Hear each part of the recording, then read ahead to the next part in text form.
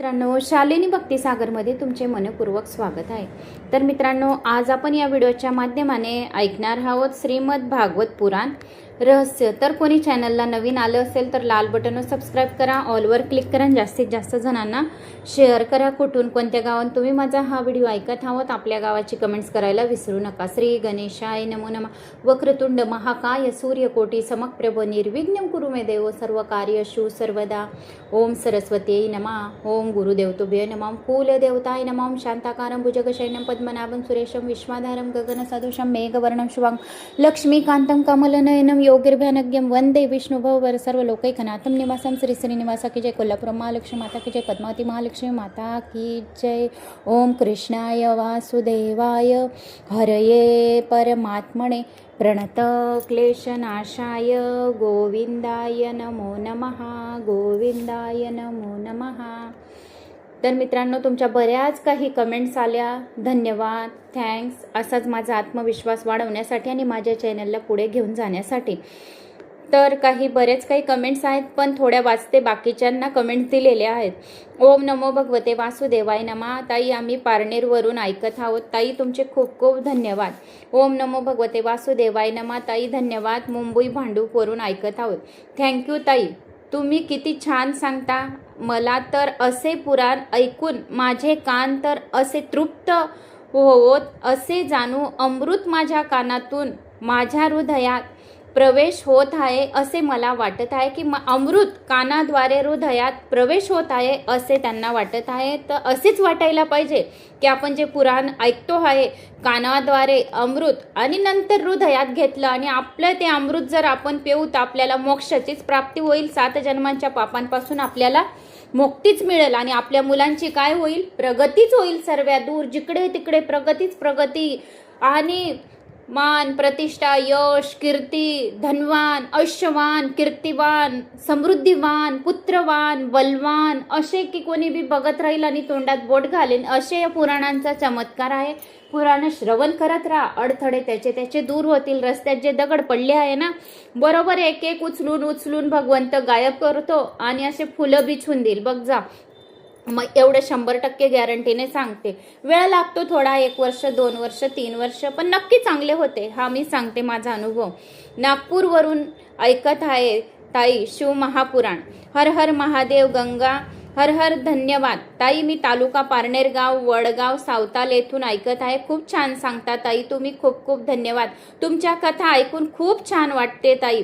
ओम नमो भगवते वासुदेवाय नमः. कोल्हापूर कळंबा. ओम नमो भगवते वासुदेवाय नमः. खूप खूप धन्यवाद. नांदगाव. ओम नमो भगवते वासुदेवाय नमः. ओम नमो भगवते वासुदेवाय नमः. श्री शिवाय नमस्तुभ्यम. हर हर महादेव. जय श्री कृष्ण. निगडी. ओम नमो भगवते वासुदेवाय नमः. कर्नाटक तडवेलवरून ऐकत आहोत. जय श्री महाकाल भोलेनाथ बाबा. जय श्री महाकाल. ओम नमो भगवते वासुदेवाय नमः. ताई, मी सुनीता सोनवणे बीड इथून ऐकत आहे. तुमची शालिनी भक्तिसागर कथावर बीडच्या रोज कमेंट्स येतात. शिवलीला अमृताचा 11वा अध्याय गेल्या 4-5 वर्षापासून ऐकत आहे. रोज कमेंट्स सकाळची 6-6:30 तुम्ही अध्याय 11वा रोज ऐकतात. पूजा करता करता. धन्यवाद. खूप चांगलं होईल बघ जा या अध्यायाने पण. खूप छान भागवत आहे. संगीता गोलप. ओम नमो भगवते वासुदेवाय नमः. ताई नाशिक. श्री शिवाय नमस्तुभ्यम. ओम नमो भगवते वासुदेवाय नमः. जय श्री महाकाल. हर हर महादेव. जय गुरुदेवजी. नांदेड. जय श्री महाकाल. ओम नमो भगवते वासुदेवाय नमः. श्री राम राधे कृष्ण स्वामी समर्थ. जय जय स्वामी समर्थ. खूप छान माहिती दिली आहे ताई तुम्ही. ओम नमो भगवते वासुदेवाय नमः. हर हर महादेव. ओम नमो भगवते वासुदेवाय नमः. कुर्डुवाडी.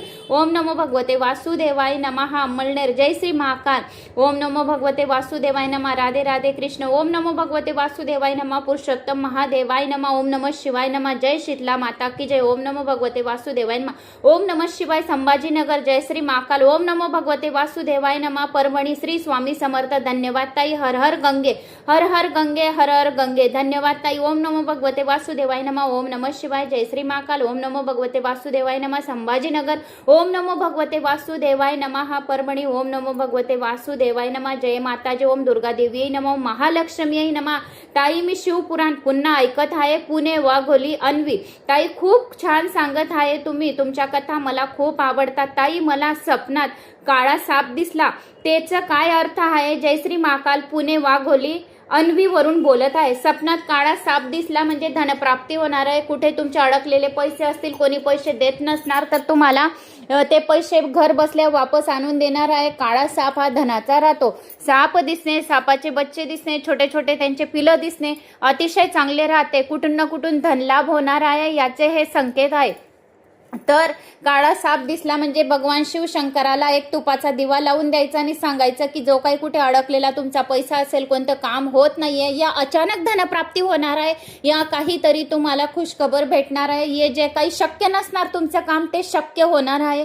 म्हणून स्वप्नात येऊन काळा नाग आपल्याला हे स्वप्न दर्शवून जातो. तर बरेच काही स्वप्नांचे काही असे स्वप्न राहतात की ते आपल्याला संकेत देत राहतात, पण आपल्याला समजायला पाहिजे.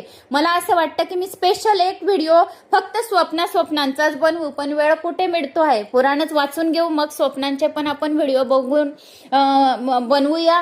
तर स्वप्न, दररोजचे स्वप्न कसल्या बारीक बारीक छोट्या छोट्या स्वप्नांचा अर्थ तुम्हाला मी असाच सांगून देईल सहज. जर तुम्हाला काही असं स्वप्नात दिसले तर नक्की त्यांचा अर्थ सांगत जाईल. कमेंट्स नक्की करा. श्री गणेशाय नमो नमः. मागच्या व्हिडिओमध्ये आपण ऐकले आता की पुतनाने भगवान श्रीकृष्णाला उचलून स्तनपान केले, पण भगवान श्रीकृष्णानेच पुतनाला गतप्राण केले. कारण मागच्या जन्मात वामन अवतारामध्ये भगवान नारायण जेथे राजा बलीचा जे होम हवन चालू होतं ते तिला असं वाटलं, वात्सल्य भाव निर्माण झाला होता.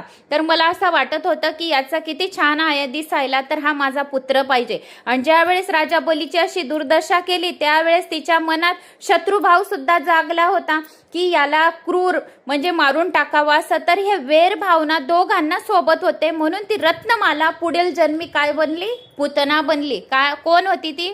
कमेंट्स करून नक्की सांगा. पुतना कोण होती मागच्या जन्मात? रत्नमाला. तर ती या जन्मी काय बनली? पुतना. म्हणून श्रीकृष्णांची लीला काय आहे? निरोध लीला आहे. ज्याच्या मनात निरोध होतो त्याला मुक्ती मिळत असते. जोपर्यंत वासना व विरोध असतात तोपर्यंत मनाचा निरोध होणे शक्य नाही, फलता मुक्ती मिळणे सुद्धा शक्य नाही. श्रीकृष्णाचे दर्शन घेतल्याशिवाय गोपींना सुद्धा चैन पडत नसे. सकाळ होताच त्या कृष्णाच्या दर्शनाला येत असे. यशोदेकडे अगदी सकाळी गोपी आल्या तेव्हा ती गोपींना म्हणाली, अगे वेड्यांनो, कृष्णाला पाहिल्याशिवाय काय तुम्हाला चैनच पडत नाही? तो तर झोपला आहे. तुम्ही सर्वजण इतक्या लवकर का आल्या? त्याला पाहायचे असेल तर पाहून घ्या, पण मोठ्याने बोलू नका, नाहीतर त्याला जाग येईल. कृष्णाला पाहताच गोपी आनंदित झाला. एक म्हणाली, झोपलेला कृष्ण किती सुंदर दिसतो. दुसरी म्हणाली, अगं त्याचे केस किती काळेभोर आहेत. तिसरी म्हणाली, त्याचे पाय किती कोमल आहेत. कुणी डोळ्यांचे वर्णन करीत होते, कुणी होटांची लाली दाखवत होते. गोपी याप्रमाणे गोष्टी करत नव्हत्या, तर त्या भक्तीच्या करत होत्या. गोपी तर भक्ती मार्गाचा आश्चर्य आहे. भक्ती कशी करावी गोपींनीच आपल्याला शिकवलं आहे. जर भक्ती करायची असेल तर भगवंताच्या अंग प्रत्यंगांचे चिंतन करा. कृष्णाच्या सर्व अवयांवर दृष्टी स्थिर करणे ही भक्तीच होय. कृष्णांच्या चतुर्भुज रूपांचे जर तुम्ही वर्णन केले, हृदयात उतरवले, म्हणजे आपली दृष्टी स्थिर करणे ही भक्तीच होय. स्वरूप रूप पास सक्तीशिवाय भक्ती होऊ शकत नाही. भगवंताचा आकार मनात दृढ झाला तर दर्शनात मोठा आनंद होतो. जोपर्यंत भगवंताच्या स्वरूपाची आसक्ती जडत नाही तोपर्यंत संसाराची आसक्ती होणार नाही. म्हणून भगवान श्रीकृष्णाची आराधना करायला हवी. श्रीकृष्णाने आपले सौंदर्य तेजाने गोपीची आसक्ती दृष्टी आणि भगवंताची स्वरूपाची आसक्ती जडत नाही तोपर्यंत संसाराची आसक्ती नष्ट होत नाही. भगवान श्रीकृष्णाने आपल्या सौंदर्य तेजाने गोपीची दृष्टी आणि मुरलीच्या मधुर नादाने त्याचे कान आकर्षित करून घेतले आहे.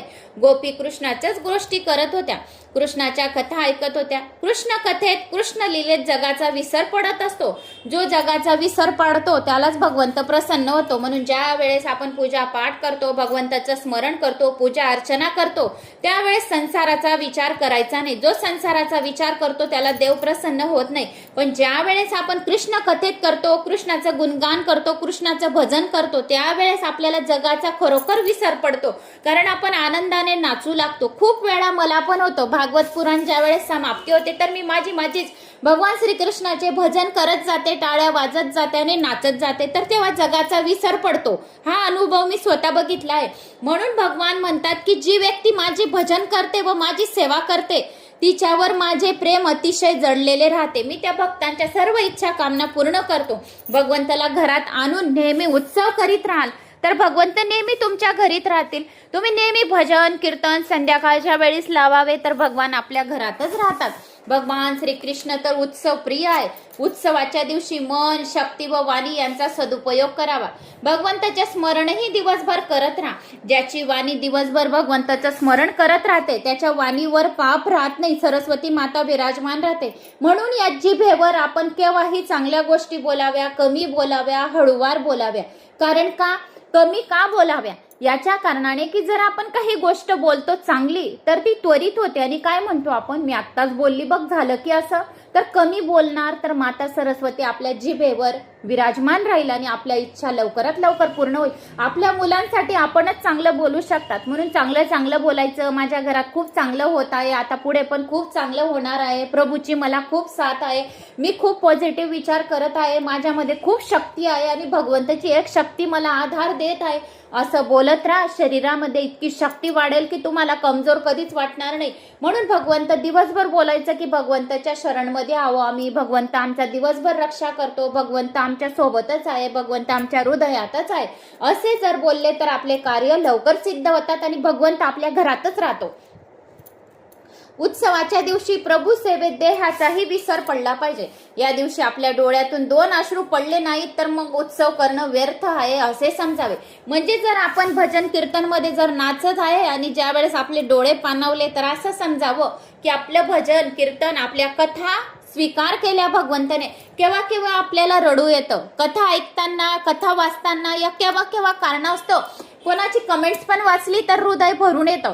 तर अशाने सुद्धा भगवंत आपल्या हृदयात विराजमान राहतात. म्हणून आपल्या डोळ्यातून अश्रू पडतात. अश्रू लवकर पडत नाही कोणाचेही, कारण दया हा शब्द असा आहे की त्याच्याने आपल्याला लवकर अश्रू पडतात. काही काही हार्ट टचिंग कमेंट्स राहतात की त्याचे ऑटोमॅटिक अश्रू असे वाहतात की जसे गंगा जमुना सरस्वती वाहत आहे की बंद व्हायलाच तयार होत नाही. केव्हा केव्हा तुम्हाला सुद्धा असे वाटत असेल, कोणाला बघून दया वाटत असेल, भजन कीर्तन कथा ऐकताना तुमचे बी डोळ्यांमधून अश्रू पडत असेल तर असं समजावं की हृदयामध्ये भगवंत आहे म्हणून डोळ्यातून अश्रू वाहत आहे. ज्यांच्या डोळ्यामधून पूजा करता करता अश्रू जर वाहिले तर असं समजावं की आपल्या या अश्रूंनीच आपण भगवंताचा अभिषेक करून घेतलेला आहे आणि आपल्या लवकर इच्छा पूर्ण होणार आहे. दुःख दारिद्र्य आता दूर होणार आहे. जेव्हा जेव्हा जर पूजेला बसले आणि तुमचे कार्य सिद्ध होत नाहीये आणि तुम्ही जर रडून दिलं देवाजवळ तर आपण रडतो ना तर देवाला पण रडायला येतं. म्हणून देव काय म्हणतो तू रडू नको, मी तुझ्या या कार्य लवकरच सिद्ध करणार आहे, पण तुझे अजून हे प्रारब्ध बाकी आहे. तू थोडी पूजा पाठ तर करून घे, थोड्या या कथा तर ऐकून घे, तुझ्या या इच्छा मी लगेच या 10-12 दिवसात 1.25 महिन्यात पूर्ण करतो. पण तुझे प्रारब्ध बाकी आहे, तुझ्या पापांचं काही मागच्या जन्माचं जे काही पाप थोडंसं उरलेलं आहे ते या कथा ऐकून श्रवण करून तू हे प्रारब्ध दूर कर तर तुझ्या मी लगेच इच्छा पूर्ण करेल. जे दुःख दरिद्रता आहे घरामधली तर ती सुद्धा मी दूर करेल. तुला अशी सेवा देईल की तू फक्त भगवंताची सेवा करत राहणार, तुला दुसरं काहीच नाही. नोकर चाकर दास दासी ऐश्वर्य धन धान्य कीर्ती अशी दिवसेंदिवस वाढवत राहील. फक्त कथा तर श्रवण कर, देईल मी. जर आपल्या डोळ्यातून अश्रू निघाले तर भगवंत आपल्याला असा आशीर्वाद देतो, हे 100% गॅरंटीने सांगून देते. उत्सवाच्या दिवशी विद्वान वेदविद सदाचारी ब्राह्मणाचा जर आपण सन्मान केला तर आपल्यावर भगवंत प्रसन्न होतो. फक्त नातेवाईकांनाच नव्हे तर गरिबांनाही जेवू घालावे. काय मी तुम्हाला खूप वेळा सांगते, अजून पण सांगत आहे, गोरगरिबांना खरंच जेवण घालू तर आपल्याला धनामध्ये वाढ होते. पण आपण धनाचंच प्रत्येक वेळेस पैसा पैसा असं पण नाही सोचत. पण मी तुम्हाला एक सांगून दिलं तर आपल्याला खूप शांती भेटते. कालच्या व्हिडिओमध्ये पण मी तुम्हाला सांगितलं की कोणाला जर आपण जीव घातलं तर मनाला इतकं छान वाटतं की जसं गगनच जिंकून घेतलेलं आहे आपण.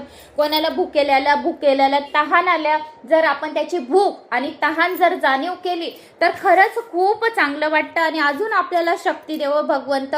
करोडो लोकांना अन्नदान करू, करोडो लोकांना जलदान करू, खूप शिवकथा करू आणि खूप त्याच्यामध्ये गरीब गौरबांना सर्वांना अन्नदान आणि जलदान करू अशी शक्ती दे. शिव शंभू बाबा, महालक्ष्मी माता, नारायण भगवान, अन्नपूर्णा माता स्वयं विराजमान राहून प्रत्येकाची भूक भागू दे आणि कोणालाच या पृथ्वीवर जीव जंतू कोणालाच उपाशी राहू नको देऊ. हे अन्नपूर्णा माता तुझा आशीर्वाद आमच्या घरावर, आमच्या पुढे येणाऱ्या 7 पिढींवर ठेव.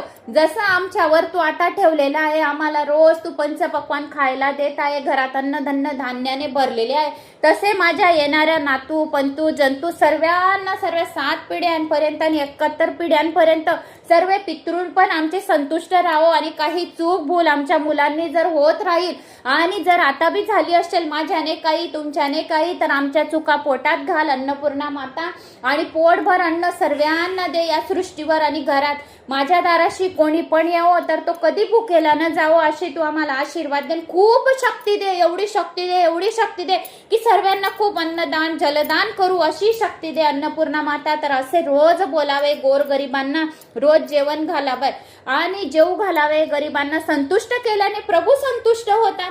खऱ्या साधू संन्याशांना जेवू घाला. साधू संन्याशांच्या कथाकारांचे पाय आपल्या घराला लागायला पाहिजे. भोजन द्या. उपभोग घेण्याऐवजी आवश्यकता असलेल्या मुलांना काही देऊन पुण्य संपादन करा. उत म्हणजे ईश्वर, सव म्हणजे प्राकट्य. याप्रमाणे उत्सवाचा अर्थ मी तुम्हाला सांगितला. उत म्हणजे ईश्वर आणि सव म्हणजे प्राकट्य. याप्रमाणे हा उत्सवाचा अर्थ आहे. ईश्वराचे प्राकट्य जेव्हा आपल्या हृदयात होतं ना, तर ईश्वराचे प्राकट्य होत असते. तोच दिवस आपला उत्सवाचा समजावा. ज्या वेळेस आपले हृदय पाणावले जाते, ज्या वेळेस आपल्या हृदय आत्मा शुद्ध होऊन जातो, कथा श्रवण करून करून हा आत्मा एवढा शुद्ध होऊन जातो की आपल्याला कोण काय करतंय काय नाही करत आपल्याला कोणाच बद्दल इच्छा नाही होत की जाणावे. या इकडून तिकडून कोणाकोणाला खूप काही सवय राहतात की त्याच्या जीवनात काय चालू आहे, त्याच्या जीवनात काय चालू आहे, तर इकडून तिकडून फोन करायचे, टेल टपुरी धंदे करायचे. तर ते जो या कथा श्रवण करेल त्याला या टेल टपुरीचे धंदे बिलकुल आठवण येणार नाही, कारण तो पूर्ण मग्न होऊन जातो या कथांमध्ये. आणि श्रीकृष्णाच्या कथांमध्ये तो असा मग्न होऊन जातो की सारा संसार विसरून जातो आणि आपल्या हृदयात भगवान श्रीकृष्णाला स्थापित करून घेतो. म्हणून ईश्वराचे प्राकट्य ज्या दिवशी आपल्या हृदयात होतो ना, तर त्या दिवशी आपला हृदय अतिशय स्वच्छ होऊन जातो आणि फक्त श्याममल श्रीकृष्णाची मूर्ती आपल्या हृदयामध्ये राहते. आणि तो दिवस आपला उत्सवाचा आहे असा समजून घ्यावा. केवळ जिभेचे चोचले पुरवण्यासाठी नव्हे, तर परमात्म्याशी ऐक्य पावण्यासाठी उत्सव करावा. आपल्या जिभेला हे आवडतं ते आवडतं म्हणून उत्सव करू नये, तर भगवंताला काय आवडतं याच्यासाठी उत्सव करावा. माझ्या श्रीकृष्णाला पिवळे पितांबर आवडते, माझ्या श्रीकृष्णाला मुकुट मोर पीस घालून आवडते, माझ्या श्रीकृष्णाला बाल गोपालला झेंडूचे फूल आवडते, माझ्या श्रीकृष्णाला पेढे लाडू सर्व काही आवडतं, लाह्या बताशे असे आवडते. तर ज्यांना मूलबाळ होत नाही, आता एकदम आठवलं मला हा उपाय, ते श्रीकृष्णाचं चालू होतं, तर ज्यांना मूलबाळ होत नाही आहे त्यांनी हा उपाय गोकुळाष्टमीच्या दिवशी नक्की करून घ्यावा. तर काय, गोकुळाष्टमीच्या दिवशी श्रीकृष्णाच्या मंदिरामध्ये जायचा, एक नारळ घेऊन घ्यायचे, 11 बदाम घ्यायचे, 11 लवंग घ्यायचे, 11 वेलदोडे घ्यायचे, पेढे घ्यायचे 11, आणि असे संपूर्ण श्रीकृष्णाचं मंदिर जन्माष्टमीच्या दिवशी जिथे जवळ असेल दूर असो कुठे बी असो तर तेथे जायचे आणि भगवान श्रीकृष्णाला हे सर्व अर्पण करून द्यायचे आणि सांगायचे की मला एक बाल गोपाल तुमच्यासारखा द्या, माझी ओटी पण भरून द्या भगवान श्रीकृष्ण.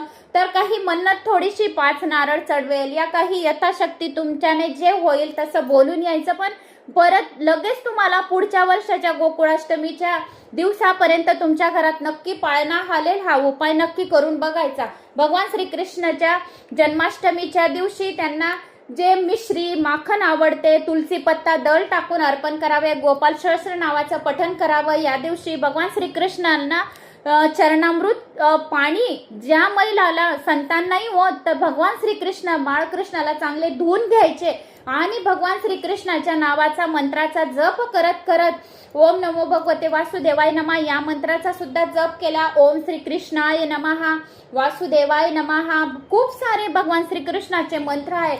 ते मंत्र पाणी हातात घ्यायचा, एक ग्लास श्रीकृष्णाच्या डोक्यावर टाकायचं, तामनात प्लेट ठेवायची, बाळकृष्णाला ठेवायचा आणि अभिषेक करायचा. ओम श्रीकृष्णाय नमः, ओम श्रीकृष्णाय नमः, ओम श्रीकृष्णाय नमः. आणि ते पाणी ग्लासमध्ये परत प्लेटमधले ग्लास भरून देवाऱ्यातच ठेवून द्यायची. पूजा अर्चना सर्व आरती धूप कापूर झाल्यावर 108 वेळा भगवान श्रीकृष्णाच्या मंत्राचा जप करावा. आणि मग त्यांच्या समोरच देवाऱ्यासमोर ज्या महिलाला संतान नाही होते तिने तिथेच पिऊन घ्यायचे देवाऱ्यासमोर. बालगोपाल नक्की प्रसन्न होऊन जाईल. ज्यांना होत नाही त्यांना शेअर करून द्यायचा हा उपाय. तर आता आपण कुठे आलो होतो, पुत्रप्राप्ती. तर मी दररोज ब्राह्मणांना अंग परिवर्तन उत्सव करायचे राहतात. केवळ जिभेचे चोचले पुरवण्यासाठी नव्हे तर परमात्म्याशी ऐक्य पावण्यासाठी उत्सव करावा. उत्सव तर भगवंताशी तल्लीन होण्यासाठी करायचा असतो. यशोदेने आज अंग परिवर्तन उत्सव करायचे ठरवले. तिला वाटले की हे तर चांगलेच झाले. मी दररोज ब्राह्मणांची पूजा करीत असते, पण ज्या गोपींच्या आशीर्वादाने मला पुत्र प्राप्ती झाली आहे त्यांची मला पूजा करायची. ज्यांच्या आशीर्वादाने मला पुत्र झाला त्यांची मला आज पूजा करायची आहे असे यशोदा माताने ठरवले. यशोदा असे म्हणत नाही की गरिबांना दान करायचे आहे. प्रत्येक जीव ईश्वराचा पुत्र आणि अंश आहे. पुन्हा जीवाला गरीब म्हटल्याने ईश्वराला वाईट वाटणार नाही का? म्हणून कधीच त्याला गरीब म्हणावे नाही. आता पण मी काय प्रेयर केली की जोपी पृथ्वीवर एवढ्या जीव जंतू पासून कोणीच उपाशी राहू नये. गोर गरीब कोणालाच म्हणायचे नाही. सर्वच जण आजकाल श्रीमंत आहे. नम्रतापूर्वक दीन होऊन डोळे लवून दान करावे आणि खूप उदार मनाने दान करावे. झोली भरावी. जेवढं धन धान्य देतो भगवंत की कमीच पडू देत नाही. जेवढं दान करणार त्याच्या हजारो पटीने घरात अनाज येते. आणि म्हणून डोळे लावून दान करावे. घेणाराही एक जीव आहे. त्याच्या हृदयात परमात्म्याचा वास राहतो असे समजून दान द्या की ज्याच्या हृदयात परमात्म्याचा वास आहे. याच्या कारणाने यशोदा दानाची नव्हे तर पूजेची सन्मानाची गोष्ट बोलते. सहाय्यता ही एक गोष्ट आहे. पूजा ही निराळी गोष्ट आहे. दोहांमध्ये भावात्मक अंतर आहे बरं का. दोहांमध्ये काय आहे? भावात्मक अंतर आहे. कृष्णाच्या प्रकट दिनी यशोदा मातेने गोपींना फराळ देण्यास गेली होती. त्या दिवशी गोपी काय म्हणाल्या होत्या? आज तर आम्हाला काही घ्यायचे नाही, कृष्णाला दिले पाहिजे. त्यांनी त्या दिवशी काहीच घेतले नाही. जेथे घेण्याची इच्छा असते तेथे मोह असतो. जेथे देण्याची इच्छा असते तेथे प्रेम असते. यशोदा माता म्हणते मला सर्वच ब्रजवासियांची पूजा करायची. तिने सर्व गावाला निमंत्रण दिले. नंदही म्हणाला जे ज्याला द्यायचे असेल ते त्याला निसंकोचपणे दे, काही कमी पडणार नाही. जेव्हापासून कन्हैया घरी आला आहे तेव्हापासून घरामध्ये लक्ष्मी कुठे ठेवून आणि कुठे नाही एवढी लक्ष्मी भरभरून आहे आपल्या घरी. जेव्हापासून कन्हैयाचे पाय आपल्या घरात आले आहे तर लक्ष्मी कोण ठेवून जातो कळत नाही. घरात पैसाच येत आहे. जेव्हा मनुष्य लक्ष्मीचा दुरुपयोग करतो तेव्हा ती निघून जात असते. लक्ष्मीला खूप सांभाळावे लागते बरं का. लक्ष्मी माता खूप चंचल आहे. एका मिनिटात क्षणात इकडे तर तिकडे इकडेच तिकडे करत राहते. माता लक्ष्मी एका ठिकाणी कधीच स्थिर राहत नाही. तिला अतिशय बारकाईने व्यवस्थित जपून ठेवावी लागते. म्हणून लक्ष्मी मातेला अतिशय जपून ठेवणी पडते. तिचा जर दुरुपयोग केला तर ती चटकन निघून जाते. ज्या घरामध्ये महिलाचा अपमान होतो, ज्या घरामध्ये पत्नीला वादविवाद करून बोलले जाते, या पत्नीशी वाईट बोलले जाते, त्या घरामध्ये सुद्धा माता लक्ष्मी राहत नाही. म्हणून सर्वात पहिले आपल्या पत्नीचा मान सन्मान वाढवा. आपल्या पत्नीला जो मान आहे तिचा तो द्या. पत्नीला भरे बुले वाईट कधीही बोलू नये. बिचारी सकाळपासून उठत राहते तर रात्रीच्या 12-1 वाजेपर्यंत दिवसभर घरातले कामं करत राहते. तरी पण काय म्हणता, दिवसभर काय काम आहे, दुपारी तर झोपाच घेता. हे प्रत्येक माणसांचं आहे. तर असं तिला कधीच म्हणू नये. ती जर 2 दिवस गावाला जाते तेव्हा समजमध्ये येतं की अरे यार किती कामं पडले, ही राहिली असती तर असं केलं असतं, ती राहिली असती तर असं केलं असतं. म्हणून पत्नी जेवढे कामं करते, एक महिला, एक बाई, एक स्त्री जेवढे घरातले कामं करते, नारी ही शक्ती अशी आगाध आहे की तिला एवढी शक्ती देऊन देते माता राणी की ती घरातले कामं करत करत थकत नाही. तरी पण काही ठिकाणी पुरुष असेच म्हणतात की काय काम आहे, काय काम आहे. तर तिला असं कधीच बोलू नये. तिचे मन कधीच दुखू नये. घरात भरपूर कामं राहतात महिलाला. तर ज्या वेळेस तुमच्यावर पुरुषांवर वेळ येते त्यावेळेस त्यांना समजतं की घरात खरंच खूप कामं राहतात.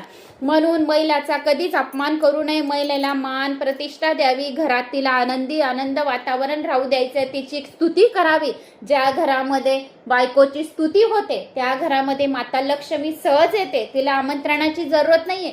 कारण बायको ही घराची गृहलक्ष्मी राहते. ती आनंदित राहिली म्हणजे घरात पैसा नांदतो, प्रेम वात्सल्य राहते, ममता राहते, सफलता राहते. म्हणून आपल्या घरातली जी स्त्री आहे, कुलस्त्री, तिला आनंदित ठेवावे. वेळेवेळेवर व्यवस्थित साडी, बांगड्या, चोळी सर्व काही तिला आणून द्यावे. म्हणजे ती आनंदित राहिली म्हणजे घर कसं गोकुळासारखं राहील आणि लक्ष्मी नांदत राहील. म्हणून माता लक्ष्मी कोण ठेवून जातं असं नंद बाबा म्हणत आहे, कारण तिचा दुरुपयोग केला तर ती काय होते, निघून जाते. जीवनात अशी एकही वेळ येते की ज्यावेळी भाग्य अनुकूल असतो, भाग्योदय होत असतो. अशा वेळी मोठ्या प्रेमाने दान करावे. ज्या वेळेस आपल्या घरी जर लक्ष्मी राहिली ना खूप काही, तर मोठ्या प्रेमाने दान करावे. कुठे जलदानाचे फिल्टर लावून द्यावे आपल्या पितृनिमित्त, कुठे भोजन देऊन द्यावे. जे काही द्याल तर ते दुप्पटपटीने तुमच्या जवळ परत येणारच आहे. आणि जेव्हा भाग्य प्रतिकूल असेल तेव्हा संपत्ती कितीही राखून ठेवण्याचा प्रयत्न कराल तरीही ती निघून जाईल. भाग्य प्रतिकूल झाले तर धर्मराजही दरिद्र झाला होता, त्याला वनात भटकावे लागले होते. मग सामान्य माणसाची काय कथा सांगू. नलराजा ही सर्व काही गमवावे लागले. जे काही मिळेल त्यात सत्कार्य खर्च करा, सुपात्राला दान देत राहा, रोज काही ना काही दान करत राहायचं. त्याच्याने लक्ष्मी घरात टिकून राहते. आज भाग्य अनुकूल होतं म्हणून यशोदा मातेने मोकळ्या मनाने दान देऊ लागले. रोज काही ना काही दान कसे द्यावे. तुम्हाला असं वाटत असेल की आता रोज काय दान द्यायचं, आपण रोज काय दान द्यायचं. जर कोणी आलं तर आपल्या घरी, तर त्याला कधीच बिना पाण्याचं पाठवायचं नाही. कारण पाणी त्याला आपण प्यायला दिलं ना तरी सुद्धा आपला शुक्रग्रह मजबूत होतो. शुक्रग्रह हा लक्ष्मी कारक राहतो, म्हणून आपल्या घरी लक्ष्मी येत राहते. म्हणून कोणालाही आले म्हणजे पाणी द्या अगोदर आणि चहा द्या. चहा पाणी दिला तरी पण आपलं तेवढे 2 शब्द आपण गोड बोलले तर ते दानाचेच राहतात. म्हणून रोज आपण कोणालाही पाणी द्यायचे. आपल्या घरी तर कोणी दिवसभर येतच राहतं, तर त्याला पाणी आणि चहा वगैरे पाठवायचं नाही. जर जेवणाची इच्छा असेल त्यांचे तर जेवण भोजन नक्की करवायचे त्यांना. तर म्हणून जे काही दान धर्म आहे तर सुपात्राला जर आपण दिलं, अनुकूल मोकळ्या मनाने जर दिलं तर आपल्याकडे धनधान्याचा भांडार भरलेला राहतो. पितांबर, साड्या आणि दागिने याच्या ढीकच्या ढीक यशोदा मातेने लुटून दिले. यशोदा मातेला वाटले की कृष्ण जर झोपेल तर मला चांगल्या रीतीने दान करता येईल आणि जर तो जागा असेल तर मला त्याला घेऊन बसावे लागेल. मग नोकरांच्या हाताने दान द्यावे लागेल. सर्व दानांपेक्षा मानदान श्रेष्ठ आहे. तिला वाटत होते की जर कृष्ण जागत राहील तर मी सर्वांचा सन्मान कशी करू शकेन. जेव्हा गरीब व पवित्र ब्राह्मणांचा सन्मान केला जातो तेव्हा भगवंताला मोठा आनंद होतो बरं का. जेव्हा पवित्र आणि गरीब ब्राह्मणांचा जर तुम्ही सन्मान केला तर भगवंत आपल्यावर खूप प्रसन्न होतो. भगवंत जेव्हा संपत्ती देतो तेव्हा अशी आशा करतो की आम्ही दुसऱ्यांचे पालन पोषण करावे. भगवंत आपल्याला बी अशी शक्ती दो की आपण बी अशा ढीकच्या ढीक साड्यांचे लुटो आणि खूप काही दान धर्म करो. अशी माता राणी आपल्याला बी खूप शक्ती दे. आता कृष्णाने डोळे तर मिटून घेतले पण आतून तो जागाच होता. जर माझ्या झोपण्याने माझ्या आईला आनंद होत असेल तर मला निजले पाहिजे. भगवंत काय म्हटले, जर मी झोपला तर माझ्या आईला आनंद होत आहे तर मी निजले पाहिजे. फक्त डोळे मिटून घेतले आणि मनातून तर जागे होते. भगवंताला नाटक करण्याची फार सवय आहे, म्हणूनच तर त्याचे नाव एक नटवर आहे. आईला दाखवत आहे की मी झोपलो आहे. कृष्णांच्या जागृती व सुश्रुतीच्या विषयात शांकर भाषेत म्हटले गेले आहे तसा तर ईश्वर निष्क्रिय आहे, परंतु मायेमुळे त्याच्यावर कर्माचा आरोप केला जातो. ईश्वर तर काहीही करत नाही पण मायेमुळे त्याच्यावर कर्तृत्वाचा आरोप केला जातो. जेव्हा आम्ही गाडीत बसून जातो तेव्हा म्हणत असतो अमुक शहर आले. आता मागे पारनेरवरून कमेंट्स आली होती की ताई आम्ही ओंकारेश्वर चाललो, पहा माझा मुलाने म्हटलं की शालिनी ताई कुठे आहेत तुझ्या, बुराणपूर आलं, कोणत्या गावाला राहतात, तर तसेच अमुक शहर आलं. पारनेरहून अशीच कमेंट्स आली होती की त्या मुलाने केली होती, त्या ताईंच्या मुलाने, की आम्ही ओंकारेश्वर जात आहे, बुराणपूर आलं बघ, तुझ्या शालिनी ताईचं गाव आहे का, कुठे आहे तुझ्या शालिनी ताईचं गाव. खूप छान वाटली होती मला ती कमेंट्स. पण जेव्हा आम्ही गाडीत बसून जातो तेव्हा म्हणत असतो की अमुक शहर आले, पण थोडा विचार करून पाहिले तर लक्षात येईल की ना कोणते शहर येते न जाते, गाडीच आम्हाला एक ठिकाणाहून दुसऱ्या ठिकाणी घेऊन जात असते. याचप्रमाणे ईश्वर स्वतःच कोणतेच कर्म करीत नसतो, तो लीला करीत असतो. लीला निस्वार्थ असल्यामुळे आनंद रूप असते. क्रिया व लीला यात काय आहे, अंतर आहे. जिच्यात कर्तृत्वाचा अभिमान व सुखी होण्याची इच्छा आहे ती काय म्हणतात, तिला क्रिया म्हणतात. आणि जिच्यात कर्तृत्वाचा अभिमान नसतो आणि दुसऱ्यांना सुखी करण्याची इच्छा असते तिला काय म्हणतात, लीला. आता आपण दुसऱ्यांना जर सुखी केले तर आपण ही काय करत आहे, लीला करत आहे. आणि भगवंत आपल्याला अशी शक्ती देवो की आपण दुसऱ्यांना सुख देवो, सुखी करो. तर आपण भगवंताच्या खूप करीब राहणार, जवळ राहणार. जो दुसऱ्यांना सुखी ठेवतो ना, तर भगवंत आपल्याला खूप दसपटीने सुख देतो. कधी आपण स्वप्नात पण कोणाचं मन दुखे ना, माझ्या हातून भगवंत तुम्हाला अशी शक्ती दे की मी कधीच कोणाचं मन दुखून आणि खूप सुखी ठेवू सर्वांना. अशी तू आमच्यावर कृपा कर. माझे जे पण भक्त आहे शालिनी भक्ती सागरचे, तर सर्वांवर तू कृपा कर भगवंत. भगवान श्रीकृष्ण भगवान जेवढे माझे भक्त आहेत, जेवढे कथा ऐकत आहे, तू सर्वांच्या घरी जा, माझ्या घरी पण ये आणि त्यांना स्वप्नात दर्शन दे आणि सुखी कर. अशी तुझी लीला आहे ना, तर सर्वांना कोणत्या ना कोणत्या कारणाने तू सर्वांच्या घरी जा आणि सर्वांना स्वप्नात दर्शन दे. म्हणजे त्यांची अजून श्रद्धा तुझ्याबद्दल दृढ होईल, तुझे पुराण अजून ऐकतील. आणि मला पण स्वप्नामध्ये दर्शन दे भगवान श्रीकृष्ण भगवान, की अजून तुझे पुराण मी वाचत राहू. जीव जे जे करतो ते काय राहते, क्रिया राहते. आपण काय करत आहे आता, क्रिया करत आहे. आपण भगवंताला आपल्या स्वप्नामध्ये बोलवत आहे की आम्हाला तुझं दर्शन करायचं आहे, तर तू आमच्या स्वप्नामध्ये ये आणि लीला कर. तर याला काय म्हणतात, लीला म्हणतात आणि सुख म्हणतात. हे भगवंताचं हे एक काय आहे, सुख आहे. म्हणून जीव जे जे करतो त्याला क्रिया म्हणतात आणि ईश्वर जे जे करतो तिला काय म्हणतात, लीला म्हणतात. आपण करतो त्याला काय म्हणतात, क्रिया. आणि भगवंत जे काय करतो त्याला काय म्हणतात, लीला. आता आपण काय म्हणतो, नाही माझं हे काम होणार नव्हतं पण भगवंताने अशी लीला केली की माझं काम झालं. तर ईश्वर काय करतो, लीला करतो. आणि आपण जे करतो क्रिया ती काय राहते, जीव जो करतो त्याला क्रिया म्हणतात आणि ईश्वर भगवान जो करतो त्याला लीला म्हणतात. तर अशा या प्रकारे मी तुम्हाला भगवंताच्या म्हणजे कसे दान धर्म केले यशोदा माताने श्रीकृष्णासाठी, तर मी ते तुम्हाला ऐकवले. तर मला अशी आशा आहे की तुम्हाला माझा हा व्हिडिओ आवडला असेल. आवडल्यास लाईक, शेअर, सबस्क्राईब नक्की करा. आणि सर्वांनी कमेंट्स करा की आज माझ्या स्वप्नात भगवान श्रीकृष्ण येणार आहे, आज माझ्या स्वप्नात भगवान श्रीकृष्ण येणार आहे. नक्की ना नक्की कोणाच्या स्वप्नात तर येतील. तुमच्या, माझ्या परिवाराच्या, तुमच्या परिवाराच्या, कोणाच्या स्वप्नात तर येतील. आपण बोलत राहिलो तर नक्की येतील कोणत्या रूपात. तर मला असं वाटतं स्वयं येऊन जातील ते कोणते रूप घेऊन काहीतरी मागायला. फक्त आपणच समजायला हवं की कोणत्या रूपात काय मागून जात आहे आपल्याकडून, काय आशीर्वाद देत आहे. हे पण भगवंताची लीला आहे. काय आहे, भगवंत जो करतो त्याला लीला म्हणतात आणि आपण जे करतो त्याला क्रिया म्हणतात. आपण हे बोलायची काय करत आहे, मी आता क्रिया करत आहे की तुमच्या स्वप्नात भगवंत यायला पाहिजे. ही काय करत आहे मी, क्रिया बोलण्याची, चांगली बोलण्याची. तुमच्या स्वप्नात जर भगवंत आले तर तुम्हाला काय वाटेल, तुमचा जीव सुखी होईल. आणि जर आपण दुसऱ्यांना जर सुख दिलं तर आपला काय होतं, आपल्याला बी सुख मिळतं. म्हणून भगवंत तुम्हाला मला सर्वांना दर्शन देवो. एक वेळेस चतुर्भुज नारायण या चातुर्मासात एक वेळा तरी आपल्या सर्वांना स्वप्नामध्ये दर्शन देव. नक्की देतील भगवान श्रीकृष्ण भगवान आपल्याला स्वप्नामध्ये दर्शन. स्वप्नात पण देऊन जातील आणि आपल्या दाराशी बी नक्की येतील, घरात पण येतील, एवढी 100% गॅरंटीने सांगते. तर आता नक्की सर्वांनी कमेंट्स करा की आज माझ्या स्वप्नात भगवान श्रीकृष्ण येणार आहे. आणि ज्यांचे आले असतील त्यांनी कमेंट्स करून सांगावे की आज आले होते. जय श्री महाकाल. ओम नमो भगवते वासुदेवाय नमः. जास्तीत जास्त जणांना शेअर करा.